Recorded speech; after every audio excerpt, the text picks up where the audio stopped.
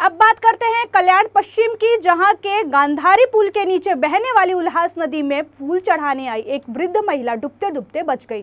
दरअसल वहां मौजूद एक नागरिक ने इस घटना की जानकारी ड्यूटी पर तैनात ट्रैफिक पुलिसकर्मी को दी।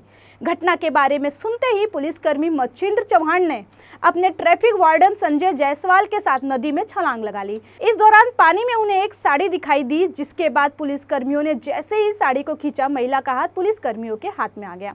इसके बाद महिला को पानी से सुरक्षित बाहर निकालकर अस्पताल में भर्ती कराया गया। वृद्ध महिला का नाम सुनंदा बोरसे है, जो गांधारी इलाके की एक सोसाइटी में अपने परिवार के साथ रहती है।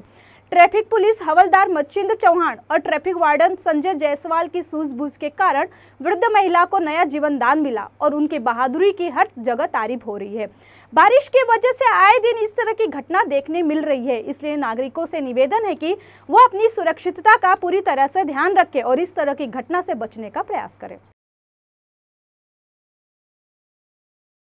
शहर वाहतूक शाखा या ठिकाणी कर्तव्य करत आहे। मला आज 9 वाजेपासून संध्याकाळी 21 वाजेपर्यंत गांधारी ब्रिज या ठिकाणी कर्तव्य करण्याबाबत नेमण्यात आले होते। साधारणतः 10:30 ते 11:15 वाजेच्या दरम्यान एक नागरिक माझ्या चौकीसमोरून आला आणि मला बोलला, साहेब, उल्हास नदीमध्ये एक महिला उभी होती, परंतु ती आता दिसत नाही।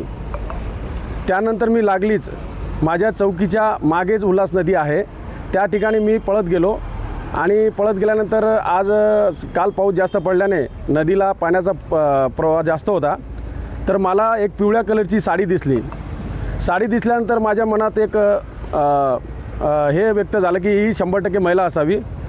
तर मी लागलीच माझा वार्डन आणि मी पाण्यामध्ये जाऊन नंतर त्या महिलेला पाण्यातून काढून बाहेर आणले। बाहेर आणल्यानंतर सदर महिला यांच्या पोटावरती स्पर्श करून तोंडावाटे जेवढं पाणी निघता येईल तेवढं पाणी बाहेर काढण्याचा प्रयत्न केला आणि त्या महिलेच्या नाडीला हात लावले असता की महिला जिवंत आहे असं समजल्यानंतर मी लागलीच प्रायव्हेट रिक्षा बोलून वेदांत हॉस्पिटल गांधारी ब्रिज या ठिकाणी दवापचारासाठी तात्काळ त्यांना मी दाखल केले।